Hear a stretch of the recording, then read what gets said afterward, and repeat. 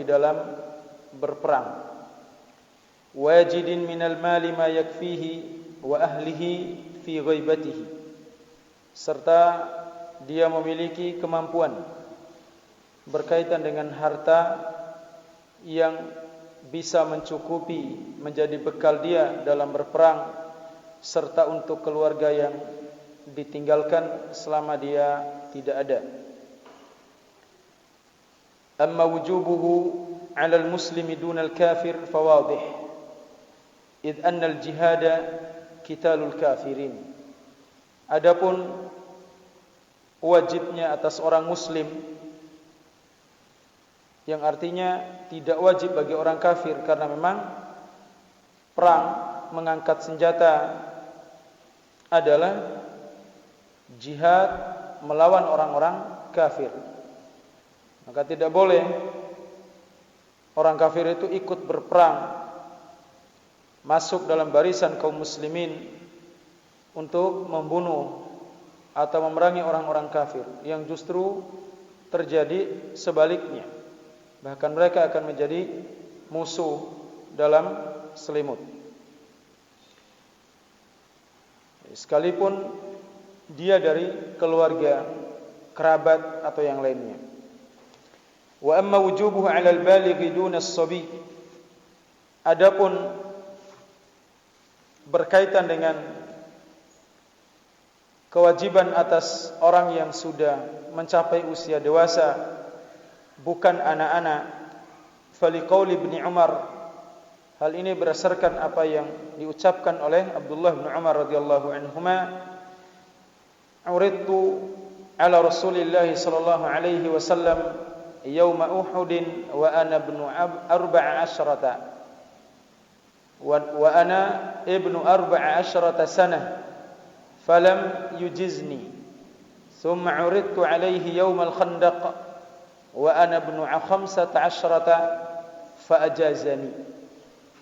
Ibnu Umar mengatakan, aku ditunjukkan, diperlihatkan di hadapan Nabi sallallahu alaihi wasallam pada perang Uhud. Sementara pada saat itu aku berumur 14 tahun. Maka Nabi SAW tidak mengizinkan aku untuk ikut berperang. Tsumma u'idtu, kemudian aku kembali diperlihatkan di hadapan Nabi sallallahu alaihi wasallam yaumul Khandaq, pada perang Khandaq atau perang Ahzab. Wa ana ibnu 15, dan pada saat itu aku sudah mencapai usia 15 tahun. Fa ajazani, maka Nabi sallallahu alaihi wasallam membolehkan aku untuk ikut berperang. Maka berdasarkan hadis ini tidak dibenarkan atau tidak diwajibkan bagi anak-anak untuk ikut berperang. Akan tetapi wajib bagi orang-orang yang sudah mencapai usia balik. Wa amma wujubuhu 'ala al-aqil duna ghairihi fali hadis rufi'a al-qalamu an thalathatin. Adapun kewajiban atas orang yang berakal, tidak pada orang yang hilang akal, orang gila dan yang semisalnya, berdasarkan hadis dari Nabi alaihi salatu wassalam, rufi'al qalam an thalathatin, telah diangkat pena itu dari 3 kelompok. Di antaranya Nabi SAW mengatakan anis sabiyyi hatta yaqil atau hatta yablugh, dari seorang bayi atau anak-anak sampai dia mencapai usia dewasa. Artinya tidak dicatat dosa seorang apabila dia terjatuh dalam kesalahan kalau dia masih anak-anak. Baru dicatat dosa seorang ketika dia sudah mencapai usia pembebanan. Jadi dia dibebankan suatu amalan, sudah wajib dia melakukan kewajiban-kewajibannya kepada Allah, maka baru dicatat dosa-dosanya. Ya, adapun anak-anak yang melakukan kesalahan sebelum mencapai usia balik, maka tidak tercatat. Tidak tercatat di sisi Allah Subhanahu wa taala. Kemudian wa amma wujubuhu 'ala ar-rijali duna an-nisa. Adapun wajibnya atas laki-laki bukan pada wanita. Fali hadis Aisyah radhiyallahu anha, berdasarkan hadis dari Aisyah radhiyallahu anha, beliau berkata, ya Rasulullah, hal 'alan nisa'i jihad? Ya Rasulullah, apakah wajib atas wanita itu untuk berjihad? Qal jihadun la qitala fih. Mereka wajib untuk berjihad yang tidak terjadi peperangan di dalamnya. Al-hajj wal umrah, yaitu jihad dengan melaksanakan ibadah haji dan umrah. Inilah jihadnya bagi para wanita. Wa amma adam wujubihi 'ala al-marid wa ghairil wajid, dan adapun tidak wajibnya bagi orang yang sakit atau yang tidak memiliki bekal untuk berperang dan juga bekal yang ditinggalkan untuk keluarganya, faliqaulihi ta'ala, berdasarkan firman Allah Subhanahu wa taala, laisa 'alad du'afa'i wala 'alal marda wala 'alal ladzina la yajiduna ma yunfiquna harajun idza nasahu lillahi wa rasulih. Kata Allah Subhanahu wa taala, tidak ada kewajiban atas orang-orang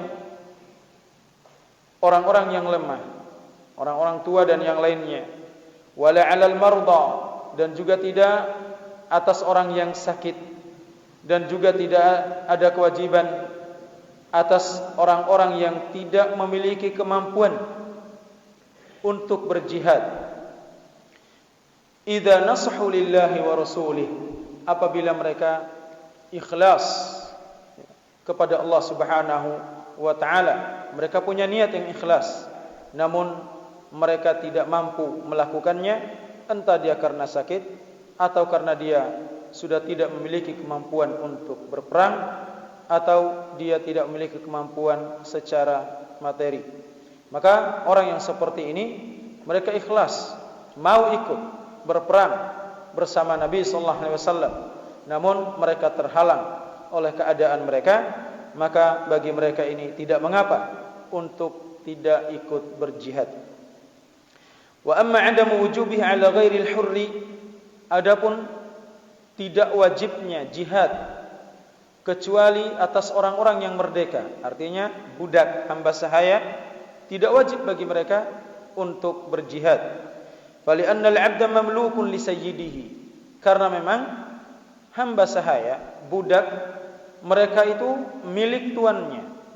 Wala yastati'ul jihad biduni idnihi, dan mereka ini tidak akan mampu untuk berangkat berjihad kecuali dengan izin tuannya. Nah, kalau diizinkan oleh tuannya, oleh pemiliknya, maka dia boleh pergi. Tapi kalau tidak diizinkan, maka tidak diperbolehkan bagi dia untuk berangkat berjihad tanpa ada persetujuan dari tuannya atau orang yang memperbudaknya.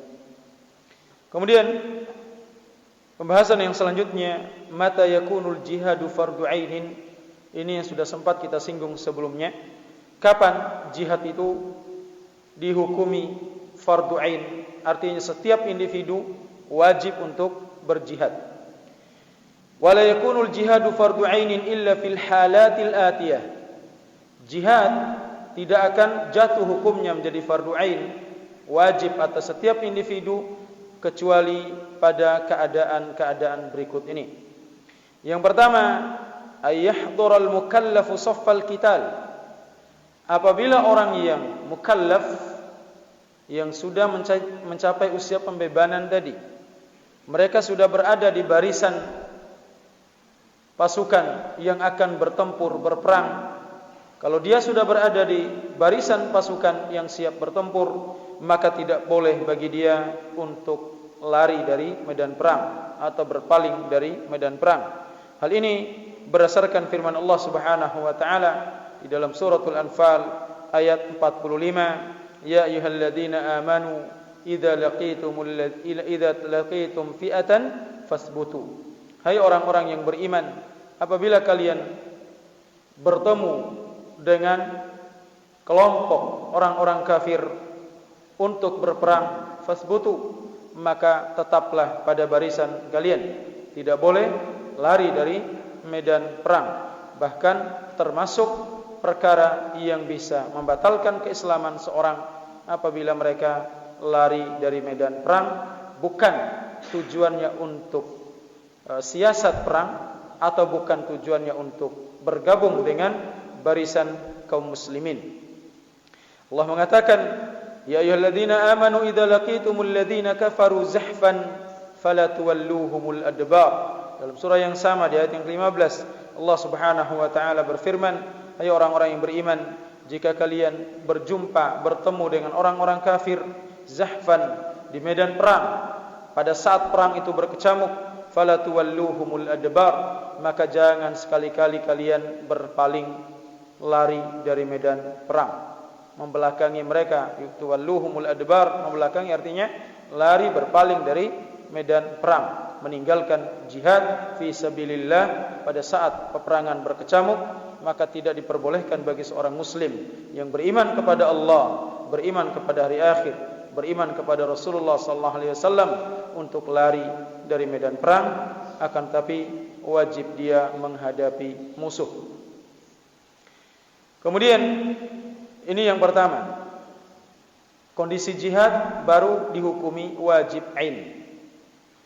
Yang kedua, idza wati'al aduwwu baladan min biladil muslimin, kalau musuh itu sudah masuk menyerang negeri dari negeri-negeri kaum muslimin, kalau mereka sudah masuk menyerang, maka tidak ada alasan bagi kita tanpa seruan dari hakim sekalipun, tanpa izin dari kedua orang tua, maka wajib hukumnya atas setiap individu untuk ikut berperang, untuk mempertahankan negerinya, tempat tinggalnya, kehormatannya, untuk mempertahankan harta bendanya ketika negeri kaum muslimin diserang oleh orang-orang kafir.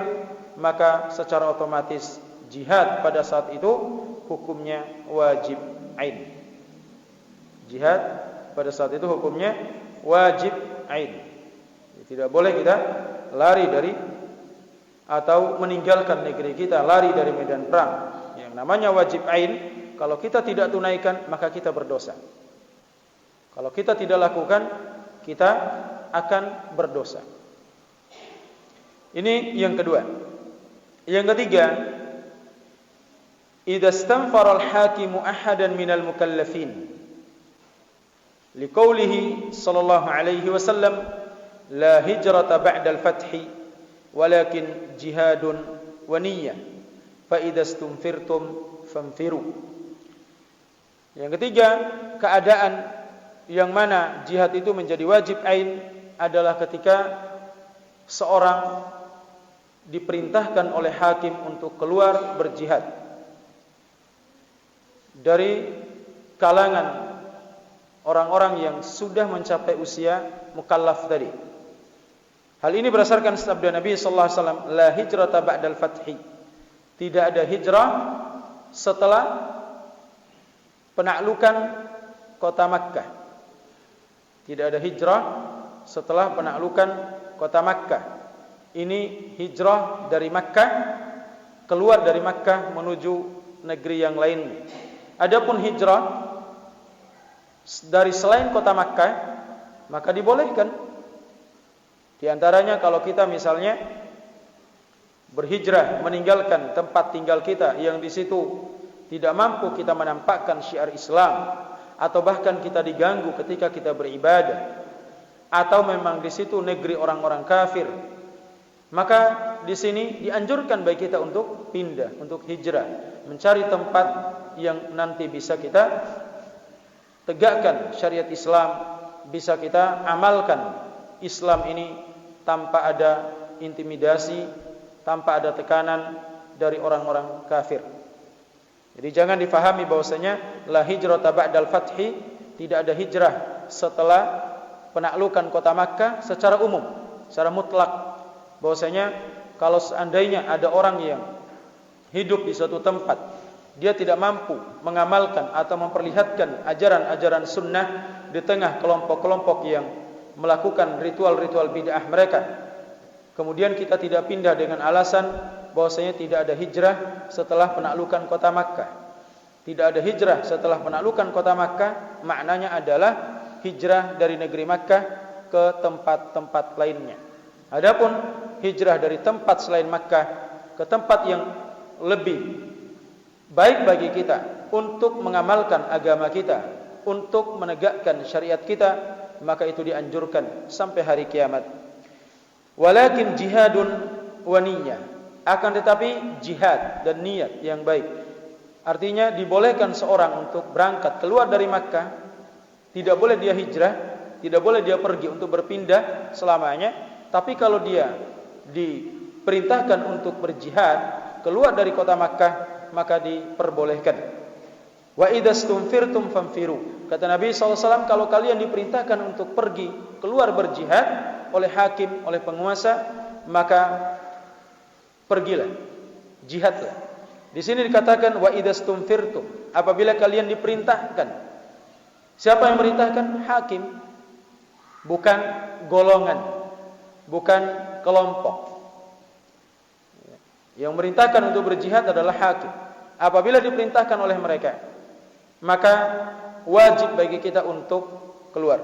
Ini keadaan yang ketiga.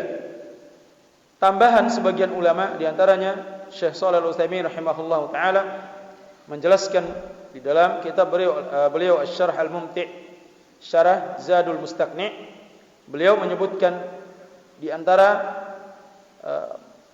bentuk jihad itu jatuhnya wajib ain apabila seseorang itu memang dibutuhkan, sangat dibutuhkan untuk mengoperasikan sesuatu alat atau yang semisalnya, maka dalam kondisi tersebut dia wajib ain. Kalau tidak ada yang mampu selain dia, kalau tidak ada yang mampu selain dia, maka dalam kondisi tersebut karena dia sangat dibutuhkan, tidak ada orang yang bisa menggantikannya, maka dalam kondisi tersebut wajib bagi dia untuk berangkat berjihad. Hukumnya wajib ain. Atau misalnya dokter, dia tidak ada yang lain yang berangkat untuk memberikan penanganan, mengobati orang-orang yang luka di antara mereka, karena memang dianjurkan demikian. Dianjurkan demikian. Bahkan di zaman Nabi sallallahu alaihi wasallam mereka, para sahabat, bahkan Nabi SAW membolehkan wanita untuk ikut berjihad. Tujuannya adalah untuk mengobati pasukan kaum muslimin yang dalam keadaan luka, sehingga mereka bisa dirawat dan bisa bertahan hidup. Maka dalam kondisi tersebut, orang yang dibutuhkan tenaganya seperti ini dan tidak ada yang lain kecuali dia, maka dalam kondisi tersebut hukumnya adalah wajib ain. Ini 4 keadaan yang dimana jihad itu statusnya menjadi wajib ain. Ya, adapun hukum asalnya, kalau tidak terjadi demikian 4 keadaan ini, maka hukum jihad itu adalah fardu kifayah. Hukum jihad itu adalah fardu kifayah. Ini terkait dengan masalah kapan jihad itu menjadi fardu ain. Pembahasan berikutnya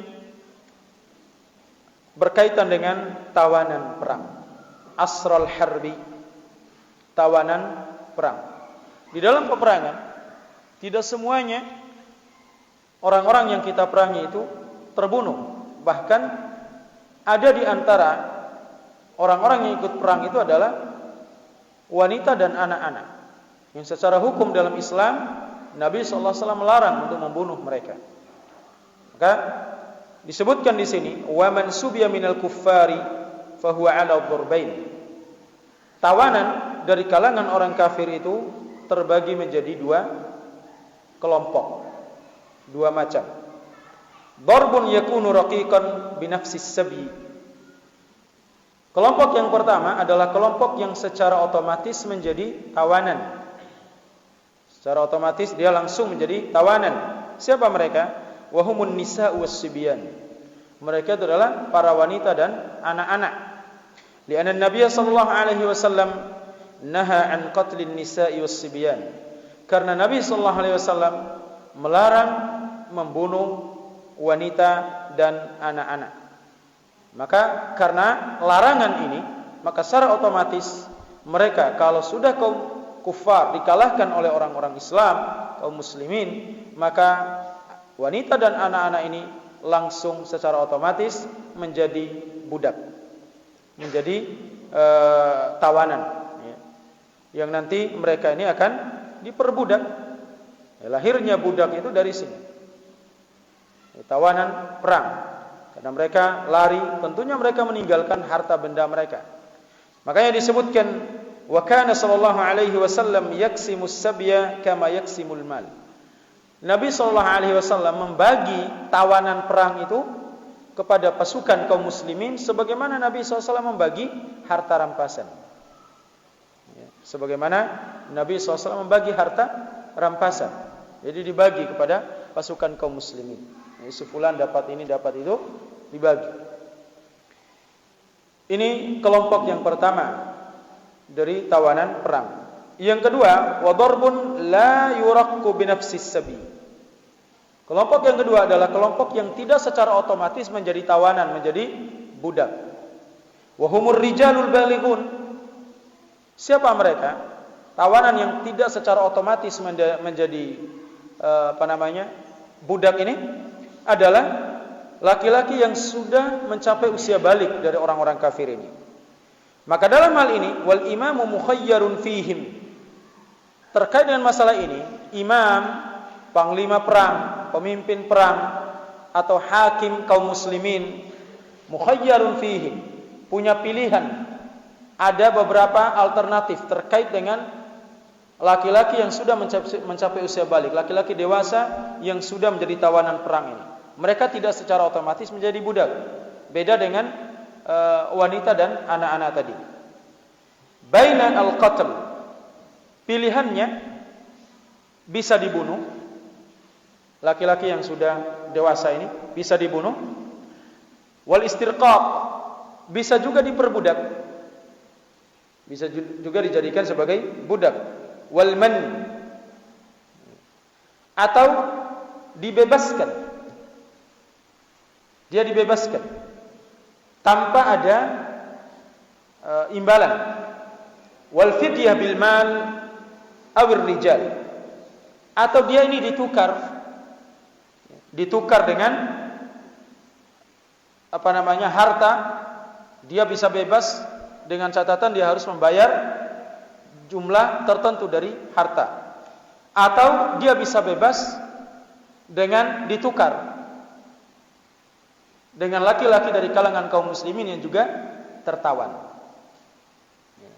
Nah, ini kalau laki-laki dari kalangan kafir yang sudah mencapai usia balik, tidak secara otomatis mereka menjadi budak. Tapi imam itu punya pilihan, panglima perang punya pilihan. Bisa dia dibunuh, tergantung maslahat. Kalau seorang hakim melihat maslahatnya lebih besar kalau dia dibunuh, maka dia dibunuh. Kalau maslahatnya lebih besar dia diperbudak, maka diperbudak. Kalau maslahatnya lebih besar dia dibebaskan tanpa syarat, maka dia dibebaskan. Atau kalau lebih maslahat dia dibebaskan dengan membayar denda tertentu, maka dia dibebaskan dengan membayar atau bebas bersyarat, atau menjadi alat untuk dibarter, ditukar dengan kaum muslimin yang juga tertawan di tangan orang-orang kafir. Maka dalam hal ini laki-laki yang sudah dewasa dilihat sejauh mana maslahatnya yang dipandang oleh seorang hakim atau imam. Yaf'alu min dzalika ma fihi al-maslahah, ya, dilakukan sesuai dengan maslahat yang ada. Qala ta'ala, Allah Subhanahu wa taala berfirman berkaitan dengan masalah ini, "Ma kana linabiyyin ay yakuna lahu asra hatta yuskhina fil ard." Kata Allah Subhanahu wa taala, tidak pantas bagi seorang nabi untuk memiliki tawanan perang. Hatta yuskhina fil ard, sampai dia melumpuhkan musuhnya di permukaan bumi ini. Baru dia mendapatkan tawanan. Wa qad qatala an-nabiy sallallahu alaihi wasallam rijal Bani Quraidah. Nabi sallallahu alaihi wasallam pernah membunuh tawanan-tawanan dari Bani Quraidah. Ini maslahat. Bani Quraidah ini adalah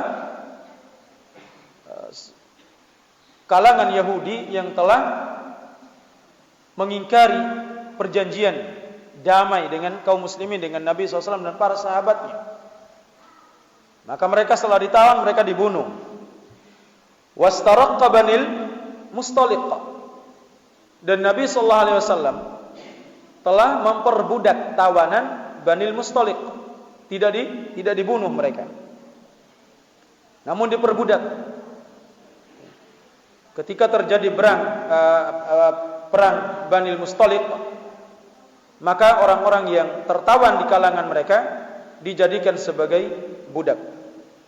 Wa manna ala Abil As ibn Rabi' wa Sumamata ibn Asal wa fada asra Badrin bimalin wa fada rajulaini min ashabihi bi rajulin minal musyrikina min Bani Aqil atau Uqayl.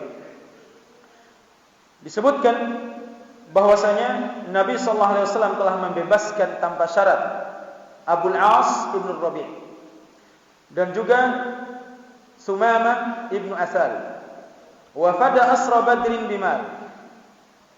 Dan Nabi sallallahu alaihi wasallam telah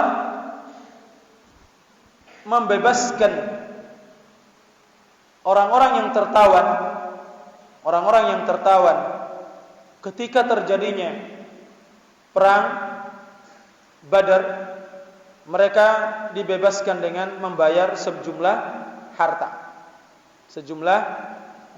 harta yang diminta oleh Nabi sallallahu alaihi wasallam. Wa fada rajulaini min ashabihi bi rajulin minal musyrikina min Bani Uqayl. Dan Nabi sallallahu alaihi wasallam pernah juga menukar 2 orang dari sahabat beliau dengan 1 orang dari kalangan musyrikin dari Bani Uqayl. Jadi Nabi SAW pernah membebaskan 2 orang sahabatnya dengan syarat dia bebaskan seorang laki-laki dari kalangan musyrikin dari Bani Uqayl. Maka dalam hal ini tergantung maslahat. Sebagaimana yang kita sebutkan tadi, hakim atau imam memiliki pilihan alternatif terkait dengan tawanan perang laki-laki yang sudah dewasa. Beda dengan tawanan perang berupa perempuan dan anak-anak, maka mereka secara otomatis langsung diperbudak. Tidak ada pilihan bagi mereka, langsung diperbudak atau menjadi budak secara otomatis. Beliau membawakan ayat firman Allah Subhanahu wa taala dalam surah Muhammad ayat yang keempat, fa idza laqitumul ladzina kafaru fadarbar riqab. Apabila kalian bertemu dengan musuh kalian dari kalangan orang kafir ketika berperang, fadarbar riqab, maka hendaknya kalian tebas leher mereka.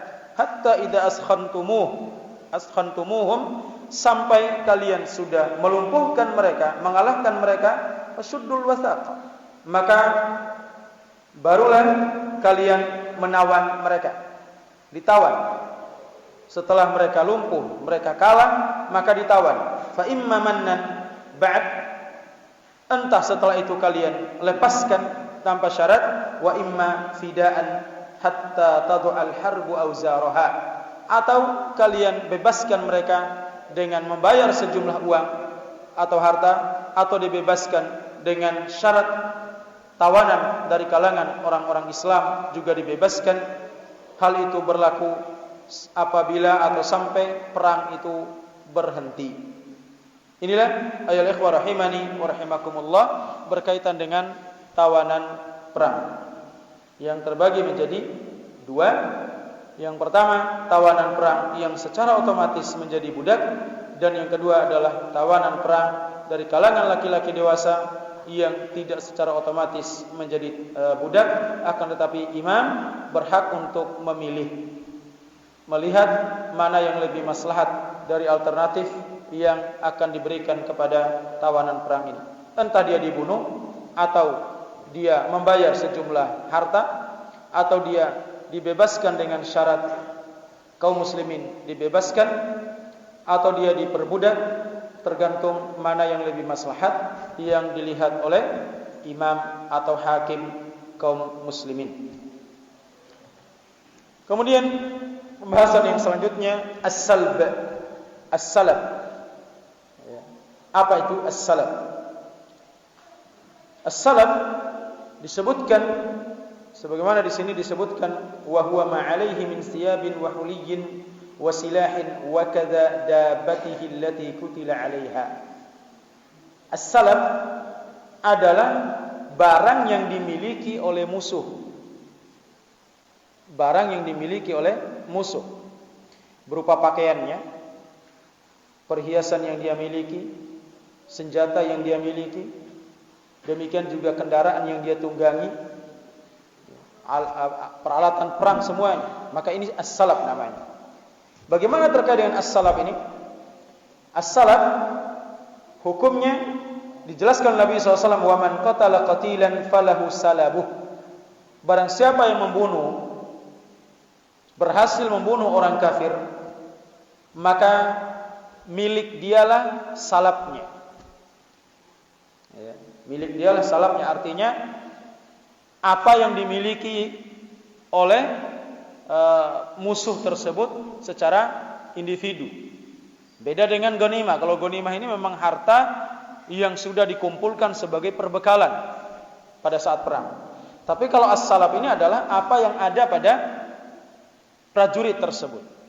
Maka kalau seorang prajurit sudah berhasil membunuh prajurit yang lainnya, maka apa yang dimiliki oleh prajurit yang terbunuh tersebut menjadi milik dia. Dia berhak untuk mengambilnya. Entah itu perhiasan yang ada pada dia, pakaiannya, peralatan perangnya, pedang ini itunya, bahkan kendaraan yang dia tunggangi. Misalnya kuda atau unta yang ditunggangi, maka itu secara otomatis sudah menjadi milik orang yang membunuhnya. Ini as-salab namanya. Kemudian setelah itu setelah as-salab ini jelas, maka masuk yang kedua berkaitan dengan harta dalam peperangan ini adalah al-ghanaim, ghanimah, harta rampasan. Harta rampasan. Karena orang-orang yang berperang ketika berperang mereka membawa persenjataan yang dimiliki secara umum, bukan secara pribadi. Secara umum. Ya, misalnya mereka memiliki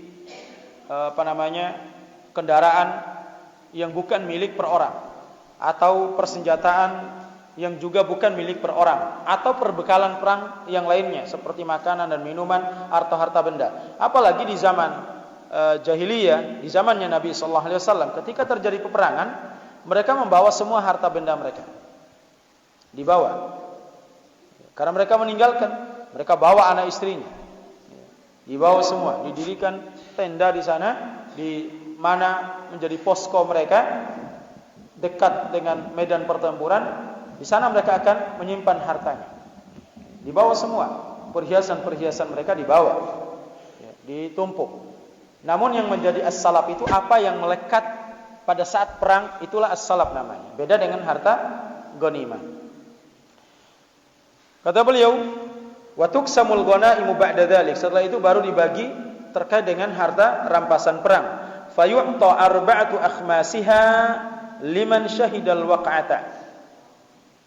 Kata beliau bahwasanya terkait dengan harta rampasan itu 4/5-nya diberikan kepada siapa yang ikut dalam peperangan tersebut. 4/5. Lirrahili sahmun, untuk pejalan kaki, pasukan yang berjalan kaki tidak berkendaraan, mereka mendapatkan 1 bagian.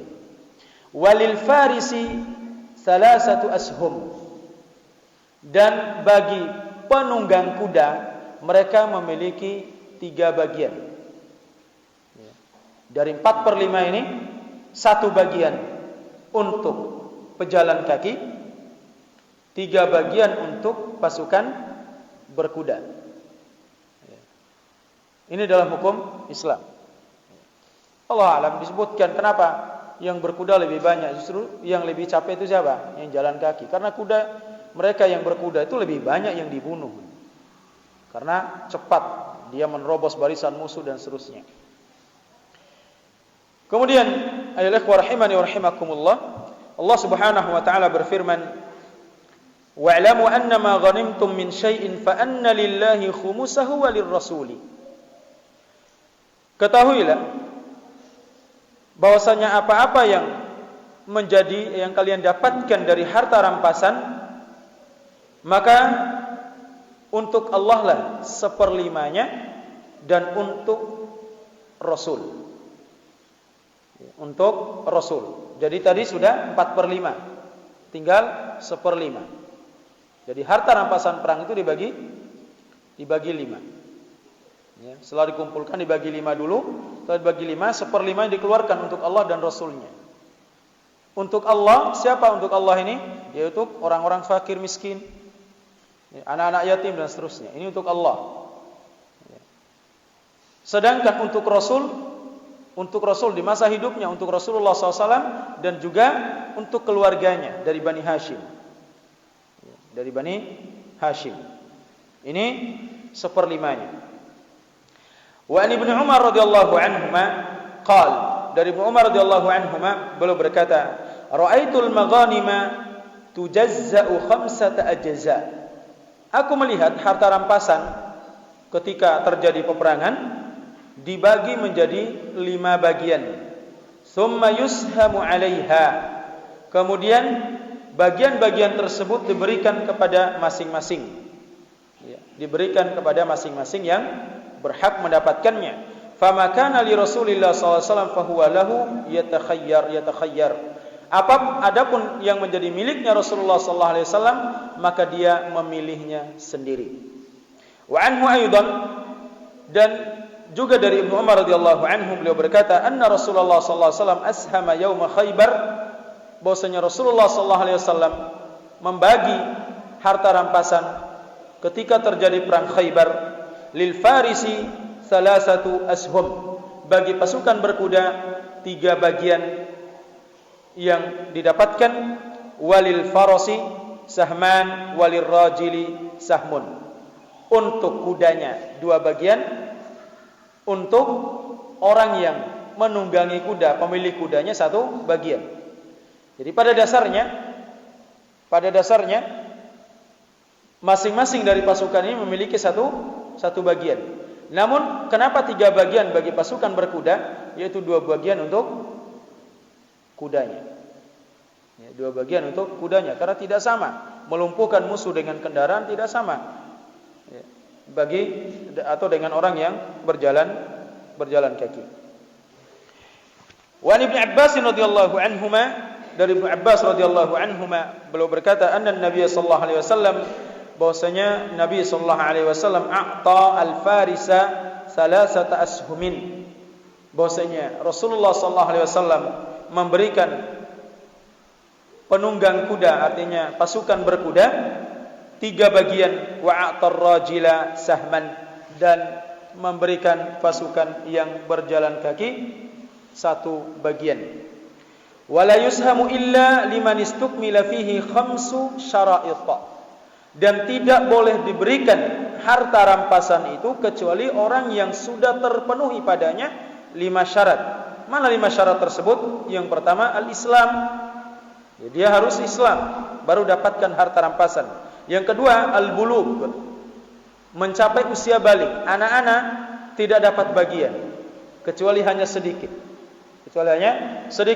Wal aqlu, dan orang yang berakal tidak boleh dapatkan bagian dari harta rampasan perang kecuali dia adalah orang yang waras. Wal hurriyah, demikian juga tidak boleh dapatkan harta rampasan perang kecuali dia itu adalah orang yang merdeka. Wadzukurah, dan juga dia syaratnya adalah laki-laki. Artinya perempuan tidak mendapatkan bagian dari harta rampasan perang. Wa in ikhtalla syartun min dzalika rudhiha, dan apabila dia tidak memenuhi 1 syarat saja dari syarat-syarat tadi, rudih, maka dia diberikan bagian yang sedikit. Dia diberikan bagian yang sedikit. Rudikha lahu wa lam yusham. Dia diberikan bagian yang sedikit, namun tidak ditentukan pembagiannya sebagaimana pembagian yang disebutkan dalam syara'. Li'annahu laisa mimman yajibu alaihi al-jihad. Kenapa? Karena dia ini termasuk orang yang tidak wajib atasnya jihad. Maka anak-anak tidak wajib jihad. Perempuan, budak, orang yang non muslim juga tidak wajib jihad. Orang yang tidak waras dia tidak wajib jihad. Kalau terjadi ada cacat dari syarat ini, salah satunya saja, maka dia ini diberikan bagian yang sedikit dari harta rampasan perang ini. Tidak diberikan penuh, tidak diberikan utuh sebagaimana diberikan kepada pasukan yang sudah memenuhi syarat-syaratnya. Disebutkan dari Umair Maula Abil Laham. Umair Maula Abil Laham, bekas budaknya Abu Laham. Beliau mengatakan, "Ghazawtu ma'a maulaya yauma Khaybar." Aku pernah ikut berperang dengan tuanku. Artinya pemiliknya yang memperbudaknya pada saat perang Khaybar. Wa ana mamlukun, dan pada saat itu aku sedang diperbudak. Falam yuksam li minal ghanimah. Ketika ghanimah dibagi, harta rampasan perang itu dibagi, maka aku tidak mendapatkan bagian dari harta rampasan itu secara sempurna. Wa utitu min khursiyil mata'i sayfan. Akan tetapi aku diberikan dari perhiasan yang jelek, yang tidak bagus, yaitu berupa pedang. Wa kuntu ajurruhu idza taqalladtuhu. Yang aku kalau membawanya aku menyeret, karena memang tidak suka pedang tersebut. Hanya bagian itu saja dari harta rampasan perang. Karena apa? Karena dia ini termasuk dari budak, tidak memenuhi syarat untuk mendapatkan bagian yang sempurna dari rampasan perang. Wa Ibnu Abbas radhiyallahu anhuma, dari Ibnu Abbas radhiyallahu anhuma, beliau berkata, "Kana Rasulullah sallallahu alaihi wasallam yaghzu bin nisa."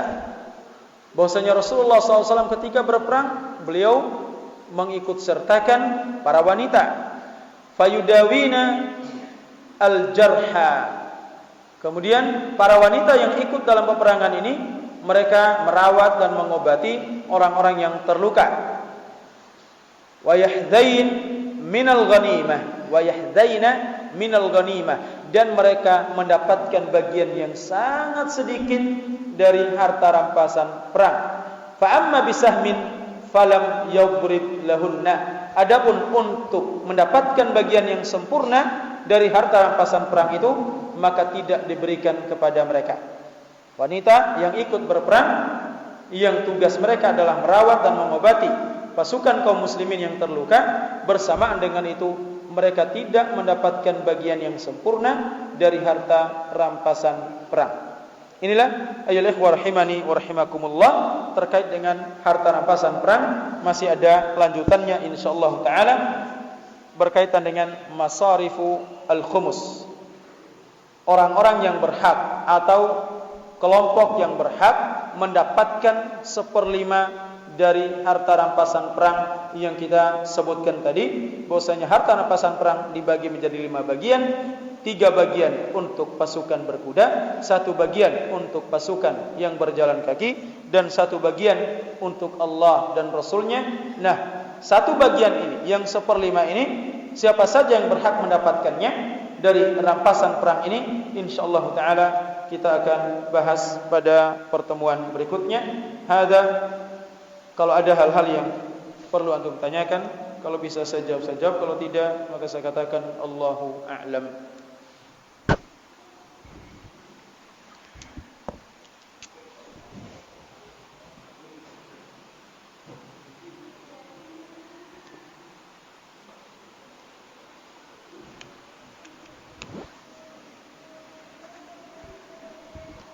Fadhal, kalau ada, kalau tidak kita cukupkan sampai di sini. Kita tutup dengan doa kafaratul majlis. Hada wa sallallahu ala nabiyina Muhammad.